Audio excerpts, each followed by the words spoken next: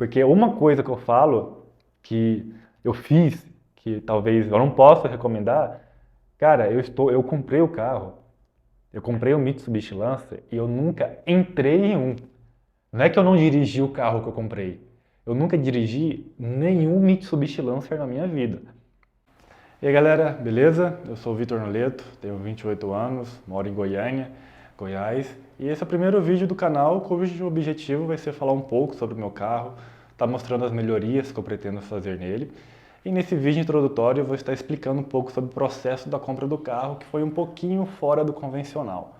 Foi um carro que eu comprei à distância, ele veio lá de São Paulo, está vindo na verdade, porque nesse dia que eu gravo, que hoje são 6 de junho, ele ainda não chegou em Goiânia e quando chegar com certeza vai ter vídeo mostrando um pouco sobre isso. E o intuito desse vídeo, como eu já citei, é estar explicando um pouco do processo, até para estar tirando um pouco do medo, talvez que as pessoas tenham de comprar carro à distância, e mostrando por quê, né, nas devidas circunstâncias, por que eu aconselharia esse tipo de procedimento, estar comprando um carro em outro estado, em uma outra cidade. Eu vou iniciar um pouco falando sobre o meu primeiro carro, né, que até então era o único carro que eu tinha, que era um Volkswagen Fox.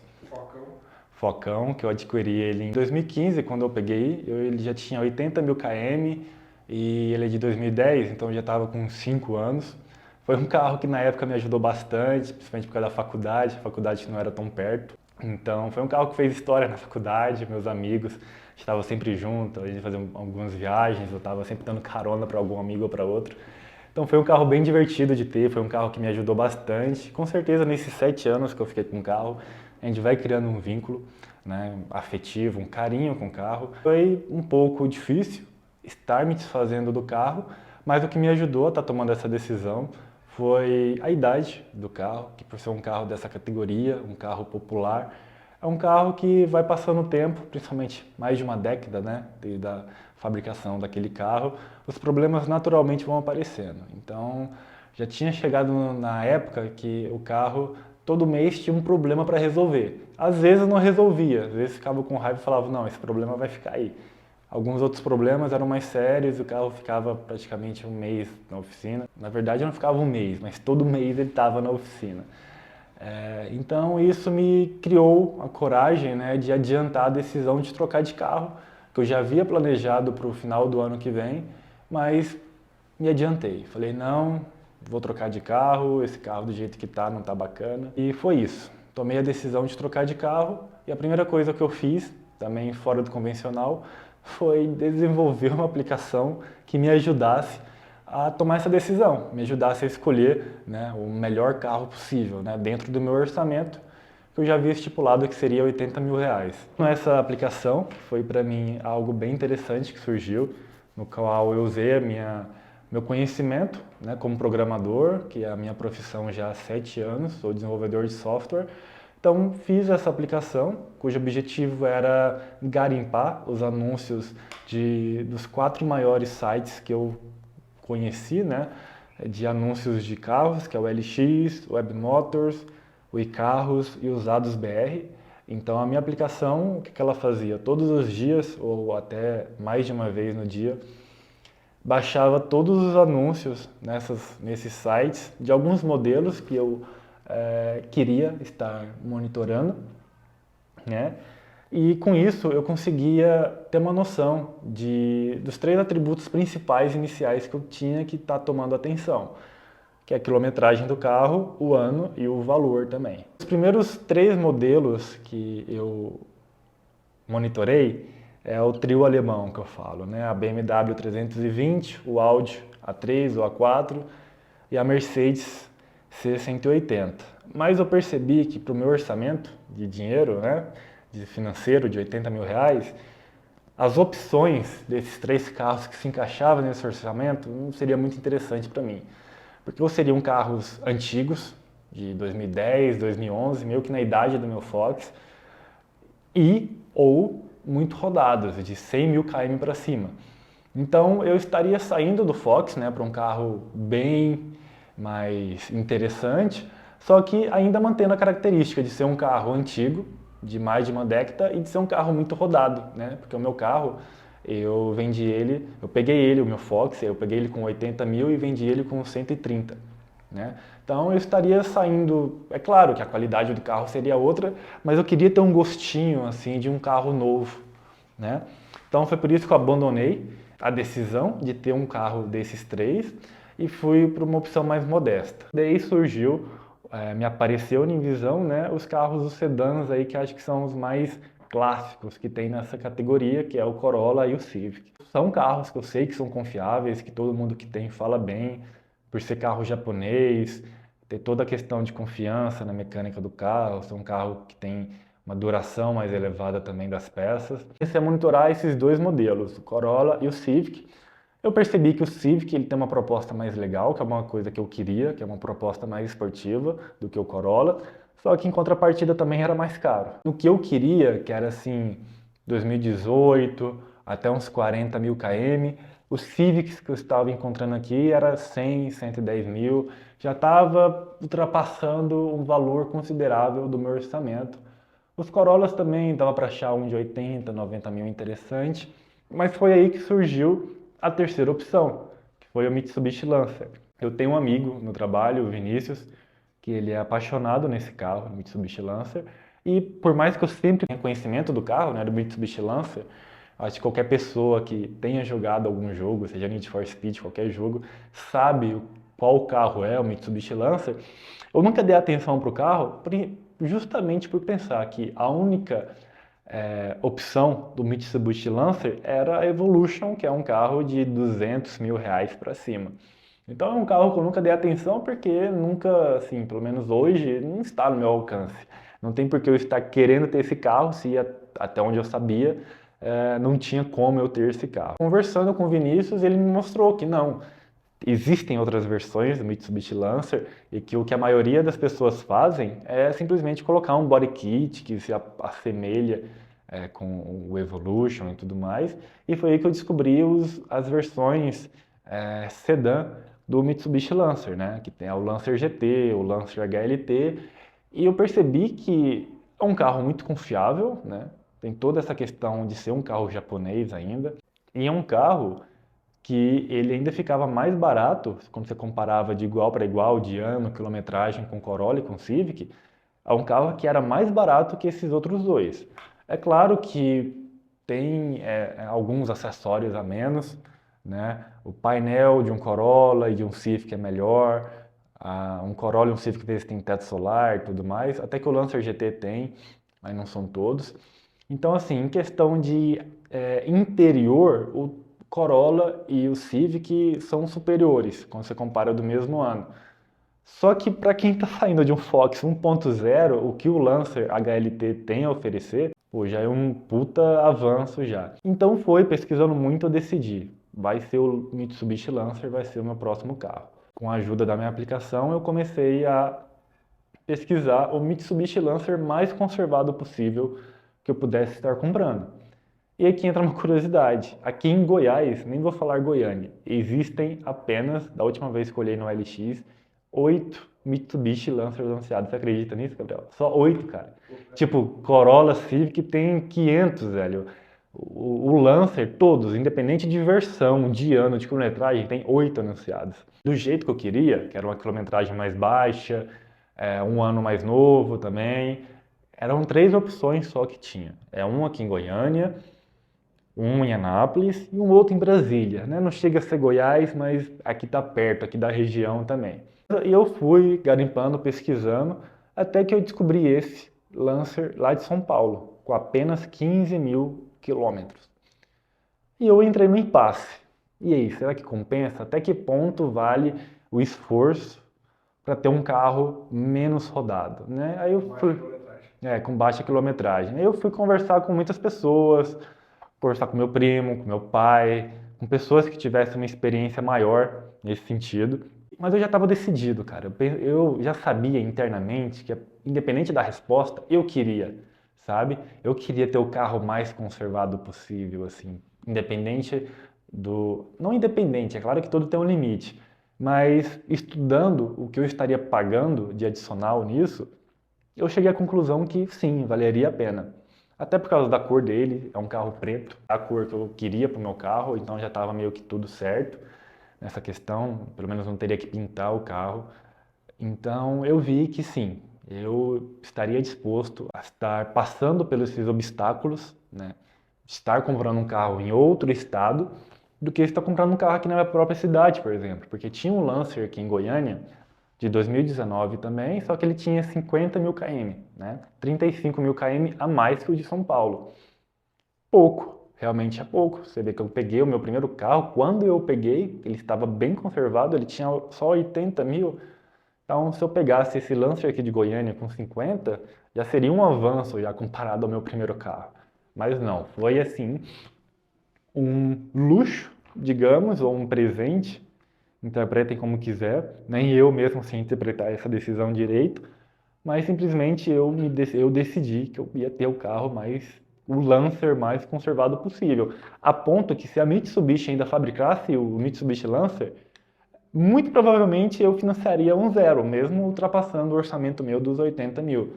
Mas como não fabrica, aí já é tudo uma história que a Mitsubishi parou de fabricar o Lancer para fabricar o Eclipse Cross e tudo mais. E até isso, um dos fatores de decisão de falar que o meu carro seria o Mitsubishi Lancer é, primeiramente, a questão da confiança do carro, que eu já citei. Eu assisti acho que todos os vídeos no YouTube falando sobre o carro, eu assisti. E basicamente eu percebi que o carro era ótimo, não tinha basicamente defeito nenhum. Então essa é até a primeira sugestão que eu faço para quem for comprar um carro, seja à distância ou na própria cidade, é pesquisar os defeitos do carro.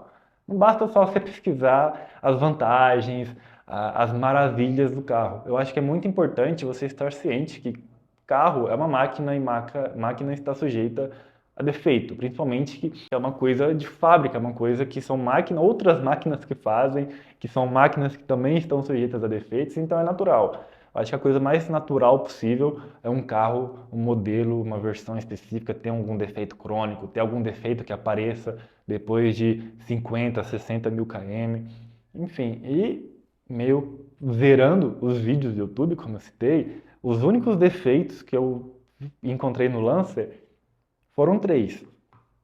O primeiro, que é o mais simples, é a precariedade, vamos dizer assim, do interior, que é um carro que não evoluiu muito. Se você for pegar o modelo dele de 2019, está um pouco atrasado em comparação aos outros sedãs dessa mesmo ano. Para mim, tá ótimo, como eu falei, eu estou saindo de um carro 1.0 que não tinha nada no interior, entendeu? Então, o que o Lancer tem, para mim, já vai ser um avanço. Já vai ser uma melhoria muito grande, um luxo muito grande que eu vou ter, de banco de couro, multimídia já integrado, enfim, certo? Segundo defeito era o aquecimento do câmbio, mas isso não acontece de alguns anos para cá.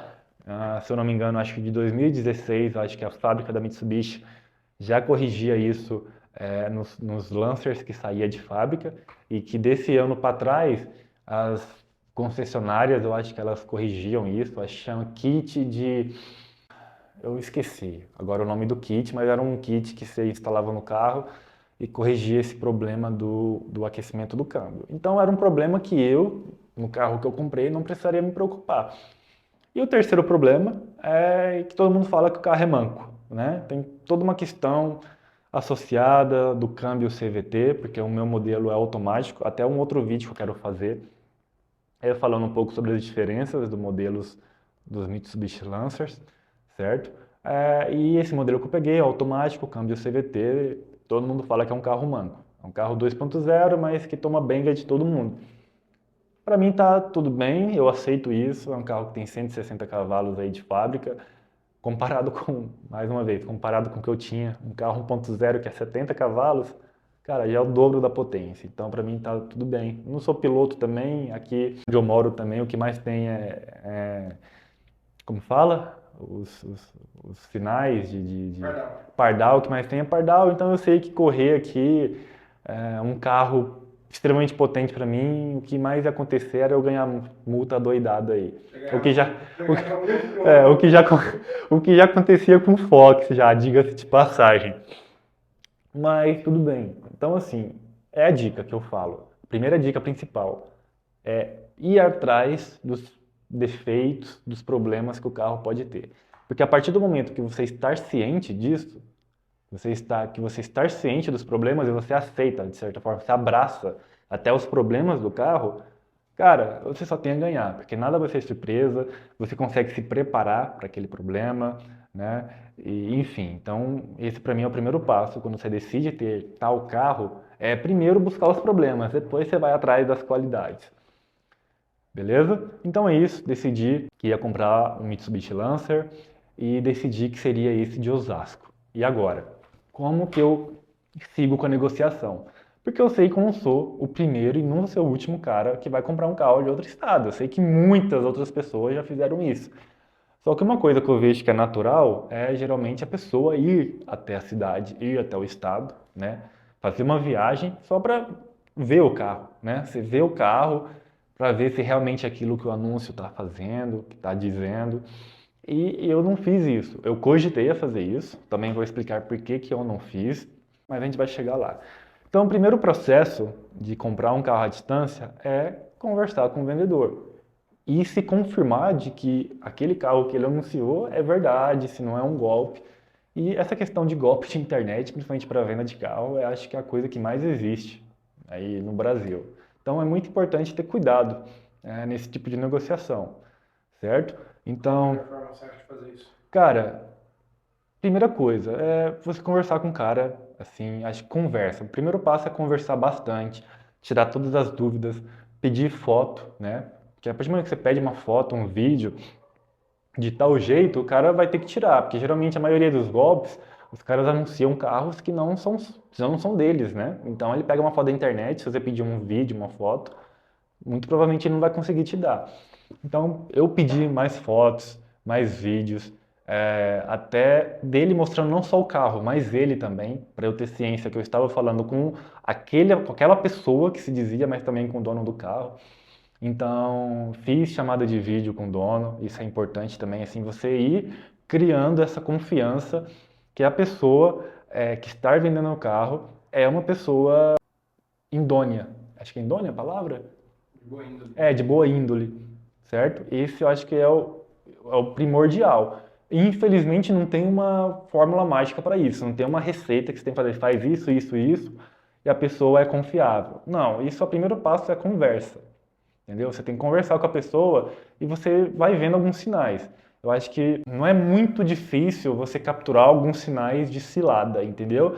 Então, primeiro passo, conversa, e o segundo passo é paciência, fazer as coisas com calma. Entendeu? Não é assim, você achou o carro maravilhoso, vou comprar ele amanhã. Até que o meu processo todo, desde a primeira vez que eu conversei com o dono do carro, até a busca do carro lá pela empresa de transporte, porque ele vai vir de cegonha, durou 12 dias. Não é tanto, entendeu? Não acho que assim foi um prazo muito grande, mas foram 12 dias que eu fiz tudo com o tempo que eu julguei necessário para ser feito.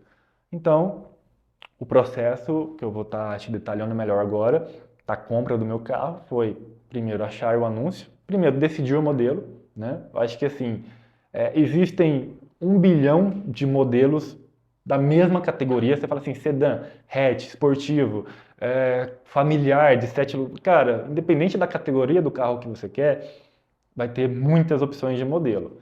Então, é interessante você ver vídeos comparativos. Então, por exemplo, eu vi vídeo comparando o Civic com Corolla, Civic com Lancer, Toyota, o Corolla com Civic com Lancer. Então, eu vi todos os vídeos. É muito importante fazer isso, ver muitos vídeos no YouTube, falando sobre o carro, falando sobre os concorrentes. Então, o primeiro passo é decidir um modelo. Eu tinha decidido que seria o Mitsubishi Lancer.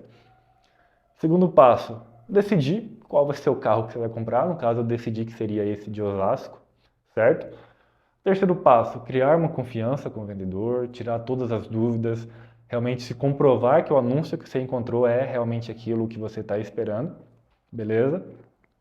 E a gente vai para o próximo passo. Decidiu que você vai comprar aquele carro? Calma, que aí agora tem algumas partes fundamental, que para mim acho que é uma das partes mais importantes dessa negociação, que é a avaliação do veículo.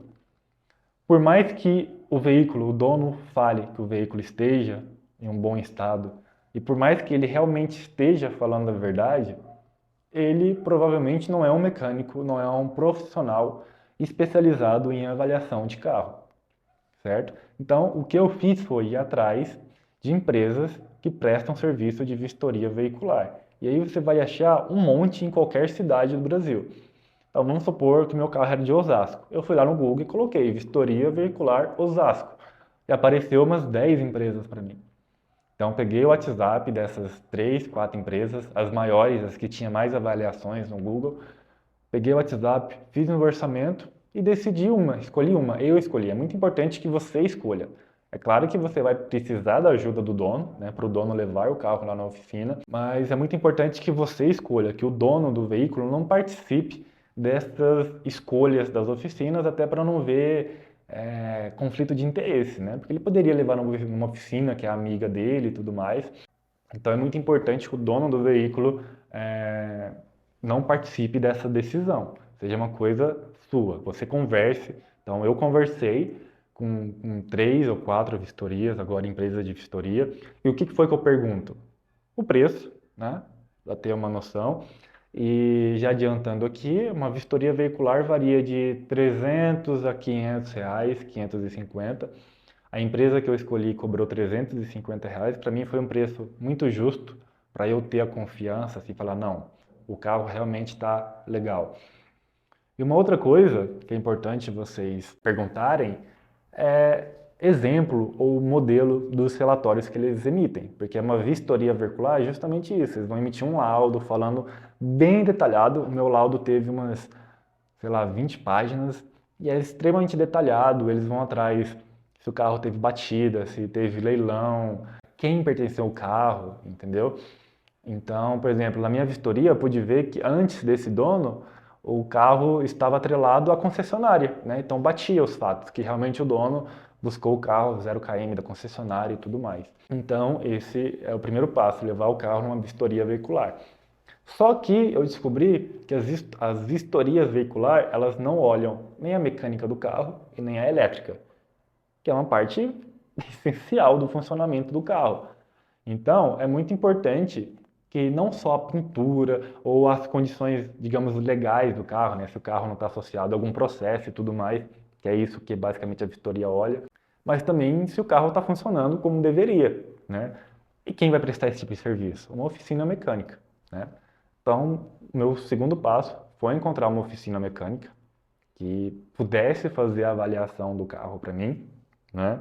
Tanto mecânica como elétrica. Então, eu encontrei a vistoria veicular que eu queria, eu a mecânica, agendei no mesmo dia para o dono também já sair de uma em outra e deu tudo certo. Levou na vistoria, viu o laudo, realmente o veículo estava perfeito, digamos assim, muito, extremamente bem conservado, assim como eu gostaria que ele estivesse, até para bater os fatos, né, de um carro de 15 mil km, ele tinha que estar em ótimas condições e realmente estava. E na mecânica também não foi diferente, o carro estava com todas as revisões em dia, tudo funcionando, troca de óleo, enfim, troca dos filtros, tudo certo. Isso a mecânica conferiu para mim, está tudo certo. O cara da mecânica você falou que ele tinha uma notícia ruim pra você. Foi até engraçado que o cara da mecânica falou que a única notícia ruim que tinha que me dar é que ele não podia me oferecer nenhum serviço, porque não tinha o que fazer naquele carro, certo? Então foi assim, foi um dia muito decisivo para mim em continuar a negociação, porque foi aí que eu vi que realmente aquele carro tinha que ser meu, porque ele era tudo que eu estava buscando, certo? Então, neste dia, que eu até lembro foi uma quarta-feira, foi o dia que eu falei, vou comprar o seu carro. E agora? Aí a gente entra para o próximo passo, que é a negociação. Como eu não tinha o dinheiro para dar à vista, eu tive que ir atrás de um banco que financiasse o veículo para mim. E aí eu fui atrás de vários, Banco do Brasil, Santander, Bradesco, cooperativas de crédito e o BV também, que é um banco, não sei se é online ou se eles têm agência, mas eu descobri ele na internet, um banco que eu não conhecia, mas descobri que eles são especialistas, né, em financiamento veicular e apesar de não ser o que teve a menor taxa de juros, ele chegou bem perto de ser o menor e também foi o mais ágil, o que mais agilizou, facilitou o processo e o que mais agilizou também a liberação do financiamento. Então, até por isso eu optei por eles, até porque eu acho que isso conta para mim. O atendimento ser ágil, a gerente que me atendeu tirou todas as minhas dúvidas, porque eu nunca tinha feito esse procedimento antes. Então, por mais que eu esteja pagando, sei lá, 0,2% a mais de juros ao mês, eu estou feliz porque a empresa BV, o banco BV, me atendeu super bem, foi um processo bem tranquilo e foi assim. Então, a partir do momento que o banco falou, Vitor, o financiamento está liberado agora, e agora? Aí o banco pergunta para mim, e agora? Quando é que vai ser? Eu falei, não, espera aí, que eu vou organizar com o dono. Porque o dono, o que que ele tem que fazer? Ele tem que ir no cartório e emitir a DUT, né? Que o nome da DUT, eu até anotei aqui, chama Autorização para Transferência de Propriedade de Veículo, né? Então, tem as DUTs antigas, que é um documento verdinho, que até o dono do carro ainda tinha.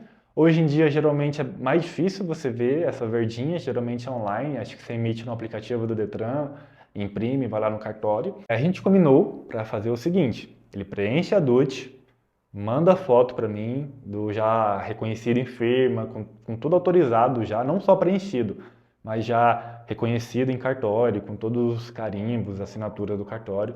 Tirou foto para mim, eu vi que a DUT tá certa, já foi protocolada, digamos assim, eu autorizei o pagamento. Ó, fui lá na gerente do banco e falei, ó, pode mandar o pagamento para ele. E hoje em dia é muito simples, foi até em Pix. Tipo, em poucos minutos o pagamento já caiu na conta dele. Eu também tive que fazer o Pix da entrada, né? Eu financei 50 mil e dei 30 mil de entrada, então foram dois Pix, que caiu praticamente imediatamente para o dono do carro.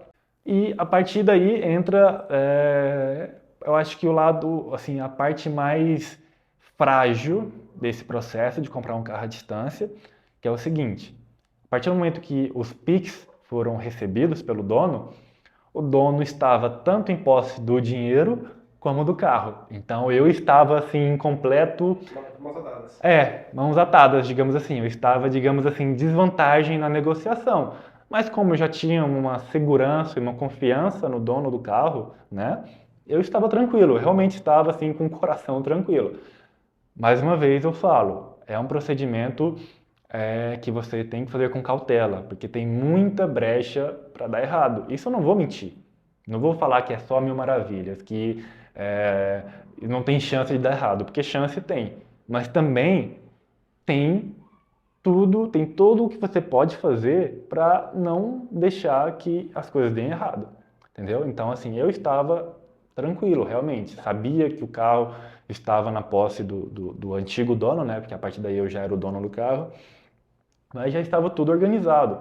Eu já havia organizado para a empresa do transporte, infelizmente não pôde, ela não pôde, a empresa não pôde buscar no mesmo dia da transferência, que foi numa quarta-feira. Então, na verdade, nessa quarta-feira, né? Hoje é dia 6, 5, 4, 3, no dia 3, né? 3 de agosto, uma quarta-feira, e a empresa buscou o carro na sexta-feira, no dia 5, né? Então, buscou, o dono fez todo o cuidado de mandar foto para mim da empresa, indo buscar o carro e tudo mais, entendeu? Então, uma das coisas que eu aconselho também, conversar bastante com a empresa de transporte. Empresa de transporte também tem muitas, basta você procurar empresa, transporte, veículo, nome da cidade, que você vai achar várias, né? A empresa, eu paguei, vamos lá, né? As taxas que eu paguei. Então, eu paguei 350 na vistoria veicular. Na mecânica, eu não paguei nada, porque geralmente isso é comum de oficinas mecânicas, fazer a checagem, eles não cobrarem nada, porque o interesse deles é fazer o serviço, né? O interesse da mecânica, o interesse da oficina mecânica é achar um problema no seu carro para falar, ó, vamos resolver isso. E eles não acharam nada que pudesse estar fazendo aquele carro. E para o transporte, a empresa que eu contratei me cobrou R$ 1.700 para levar o carro, para trazer o carro, né, de Osasco até Goiânia, certo? Eu fiz de cegonha, aham. Eles buscaram o carro de guincho em Osasco e levou para a sede em São Bernardo do Campo e de lá vim de cegonha até a base aqui de Goiânia. Eu achei uma empresa que o orçamento era mais barato, acho que era R$ 1.400, só que eu optei até pagar essa diferença de uns R$ 200 a mais, 300, em questão de segurança. Era uma empresa maior, era uma empresa que tinha mais avaliações no Google, e eu, como já estou fazendo tudo à distância, eu queria ter o máximo de segurança possível. Não dá margem para erro. Não dá margem para erro. Tudo se resume nisso, não dá margem para erro. Fazer tudo com calma, com paciência, e saber que isso vai ter um custo. Porque aí que a gente entra numa parte interessante disso, de você comprar um carro à distância. Você provavelmente não vai comprar um carro em outro estado porque ele vai ser mais barato, entendeu? Eu não comprei um Lancer em São Paulo porque ele era mais barato. Na verdade, ele era mais caro. Eu paguei 80 mil nele, na verdade 81.500 para ser extremamente exato. E ele era mais barato do que era mais caro do que estava anunciado aqui em Goiânia, do que estava em Brasília, por exemplo, mas ele era o mais conservado. Então é um custo a mais que você paga na qualidade, é um custo-benefício, né? Tem toda aquela matemática de custo-benefício e saber até onde você quer pagar para ter um carro mais conservado. E outra coisa, aquilo que eu falei, aqui em Goiânia, aqui em Goiás, tinha muitas poucas opções de Mitsubishi Lancer. Se eu fosse comprar, se eu batesse o martelo e falasse, fosse comprar um Civic, muito provavelmente compraria aqui em Goiânia mesmo, né? Nem em Goiás, em Goiânia, porque só aqui em Goiânia já teria muitas opções de Civic. Conservado, não conservado, mais rodado, menos rodado. Então tudo isso vai depender do carro também. Tem carros que eles são mais raros, digamos. Eu percebi que o Mitsubishi Lancer ele é mais raro do que os outros sedãs da mesma categoria. Então foi por isso também que eu tive que buscar em outro estado. Porque nas condições que eu queria, aqui perto eu não achava, né? Beleza, então é isso, fechei com a empresa de transporte, paguei metade aqui e vou pagar metade quando for buscar o carro. Eles já foram buscar o carro na sexta-feira e a previsão é de 8 a 10 dias para a entrega do carro. E essa previsão, ela é até grande, em comparação com as outras empresas que eu cotei. Por exemplo, aquela empresa mais barata, a previsão era de 5 dias para entregar o carro, né? Então, por exemplo, eu podia ter pagado mais barato e ter o carro ainda mais cedo, só que eu não estou com pressa. Então é outra dica que eu falo, é não ter pressa nesse tipo de negociação. Por que eu não fui lá em Osasco? Eu estava ciente que eu não ia voltar dirigindo com o carro, por questões de segurança. É um carro que eu nunca dirigi, eu não tenho costume de dirigir carro automático, estou há 7 anos dirigindo aí carro manual, então tem toda essa questão da adaptação, que eu não estava disposto a fazer essa adaptação numa viagem de, sei lá, quantos quilômetros, eu sei que são 12 horas de viagem. Então eu falei, não, eu vou me adaptar com o carro, mas aqui na cidade, tranquilo e tudo mais. Então eu até cogitei ir para Osasco, só para ver o carro, só meio que assim, para fazer a negociação, ir no cartório com o dono e tudo mais. E por que que eu não fiz? Eu até aconselho, um conselho que eu dou, se me perguntasse, eu falava, cara, vai até lá. Nem que seja só para você fazer a negociação e voltar dirigindo e tudo mais, mas eu aconselho, eu falo, eu aconselho ir até o carro para ver, entendeu? Porque eu acho que é a forma mais concreta, eu acho, de se ter a certeza de que o carro é realmente aquilo que você está comprando. Eu não fiz isso porque quando chegou nessa etapa da negociação, eu já estava bem tranquilo e confiando bastante no vendedor, no antigo dono do carro, né? No dono atual, digamos, né, do carro. Então eu estava bem confortável, eu não queria pegar o ônibus aí, ficar 12 horas dentro do ônibus e depois voltar de ônibus também, porque eu não ia voltar com o carro. Então eu falei, não, cara, o carro tá ótimo, entendeu? Fez vistoria, foi no mecânico, tá tudo certo. Então ele vai chegar aqui bem também. Pode ter sido o único ponto falho meu da negociação, de não ter ido lá? Pode, eu assumo isso. Mas eu estou confiando que o carro vai chegar aqui em perfeitas condições, como ele foi entregue, como ele foi vistoriado. E vocês também vão ficar sabendo assim que ele chegar, porque vai ter vídeo. Beleza? Eu imagino que não tem mais nada para falar. Você acha que tem? Acho que só o presente do dono. Não, o dono do carro foi tão legal que ele até mandou uma lembrancinha pra mim, que quando eu chegar eu vou mostrar, que é uma xícara com uma foto minha, uma foto do carro também, que eu achei bem legal, bem interessante. Então é isso. Resumindo, todo o processo é, em primeiro lugar, ter paciência, porque é muito importante fazer as coisas com calma, porque a negociação de carro presencial na própria cidade já tem golpe, imagine assim à distância, certo? Então fazer com calma, ter confiança no carro, na pessoa que está te vendendo, entendeu? E sem pressa, e ter ciência que comprar um carro em outro estado tem um custo envolvido, certo? Não vá é claro, eu percebi que tem alguns estados que tem um carro mais barato. Por exemplo, assim, eu achava muito Mitsubishi Lancer barato no Rio de Janeiro. E depois, até conversando com alguns amigos, eu vi que isso é por causa que geralmente carro de litoral ele é desvalorizado por causa da maresia e tudo mais. É. Então tem tudo isso que vocês têm que ter ligado. O preço de carro eu percebi que varia de um estado para outro. Entendeu? Pode ser que você ache um carro em outro estado que além de estar em boas condições, em condições melhores que os anunciados no seu estado, na sua cidade, também vai ser mais barato. Ótimo, é o bingo perfeito, é o jackpot. Vai ser um carro melhor, mais barato. Eu só não contaria com isso, porque além assim do preço do carro, tem toda essa questão dos custos que eu falei, de vistoria, de transporte, e tudo mais. Eu estou feliz e satisfeito com o preço que eu paguei no carro, apesar de ser acima da FIP. Eu acho que o carro era um carro em condições únicas, né, para o ano do carro e para saber que o carro não fabrica mais e tudo mais. Então, processo, faria de novo? Faria, com certeza. Eu tenho total certeza que quando eu ter um próximo carro, que eu nem penso nisso ainda, mas quando eu ter um próximo carro, com certeza eu vou fazer o mesmo processo. Eu vou olhar no Brasil todo, eu não vou me focar só na minha cidade, certo? Ainda mais que eu ainda terei a aplicação que eu fiz para me ajudar. Então, com certeza eu faria o processo de novo. Talvez a única coisa que eu faria diferente é ir visitar o carro pessoalmente, porque eu acho que é uma etapa importante. A gente pode disponibilizar a aplicação para quem quiser. Pode, eu vou. Eu já até conversei, eu entrei no grupo do Lancer, é uma coisa que é muito legal do Lancer também. Eu imagino que, eu imagino que outros modelos tenham isso, tipo o Golf, a BMW 320. Eu imagino que exista assim a comunidade de outros carros. É claro que tem modelo que não vai ter comunidade nenhuma. Eu acredito que não existe um grupo do Fox, né? Do Fiat Uno, sei lá. Mas até a comunidade, cara, a comunidade de donos de Mitsubishi Lancer é muito interessante. Foi uma coisa que me cativou também, querer fazer parte dessa comunidade e tudo mais. Então, peraí, o que eu estava falando antes disso? Eu ia citar da comunidade, mas é isso, é isso. Estou feliz pela compra, quando chegar o carro vai ter vídeo mostrando o carro. Ah, lembra que eu estava falando? Que eu estava falando que é importante ir visitar o carro para concretizar, assim, você realmente ver com seus próprios olhos que o carro é realmente aquilo que está sendo anunciado.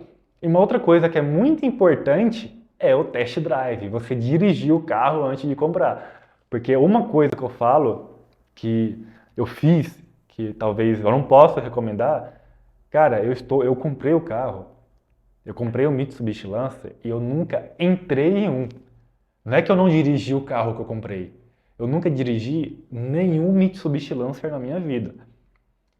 Eu só me baseei nas centenas de vídeos que eu assisti sobre o carro. Fui empolgado? Fui, não nego não. Mas aí, cara, é uma decisão minha, entendeu? Vocês não podem ir só em mim, eu estou falando sobre a minha experiência. Agora cabe a você pegar a minha experiência e ir adequando aí com as suas opiniões, com as suas... com o quê? Com a sua realidade, entendeu? Então é isso. Eu vou estar encerrando o vídeo. Espero que tenha ficado claro sobre o processo. Estou totalmente disposto a responder qualquer comentário, qualquer dúvida que tenha sobre o processo, até mesmo sobre a aplicação, que eu estou terminando de desenvolver. Ela ainda não dá para disponibilizar, porque ela ainda não está 100%, ela não tá, ela funciona, mas com alguns problemas que eu estou corrigindo no meu tempo livre. Mas é uma aplicação que eu vejo ter muito potencial. Eu não tenho assim um interesse financeiro atrás dela. Eu acho que o meu maior interesse é realmente ajudar as pessoas com a aplicação como ela me ajudou, porque ela realmente me ajudou. Porque realmente o carro que eu comprei, ele era o número 1 da lista quando eu ordenava por ano e quilometragem. Entendeu? Não tinha. Os únicos Lancers de menor quilometragem que esse são alguns Evolutions. Tipo, acho que tem um Evolution lá de 12 mil km, um de 10, e mesmo assim não são muitos não. A maioria dos Evolutions é de 30 mil km para cima. Então assim, sabendo que não vai se fabricar mais Lancer, pelo menos até onde eu sei, foi um negócio bem interessante que eu fiz. Pegou daquele que estava disponível o mais conservado. O mais conservado. E é aquilo, é um gosto que eu queria. Eu sei que eu não conseguiria, talvez, dependendo da parcela, eu conseguia financiar um Civic zero aí, sei lá, não sei. Acho que não teria entrada para isso. Mas o gostinho do carro zero, eu acho que vai ficar para o meu terceiro carro. Mas acho que esse meu segundo carro, o gostinho de um carro quase zero, vai ser bem satisfatório já. Acho que vai ser concretizado. Beleza? Vou encerrar o vídeo por aqui e até a próxima, galera. Valeu, viu?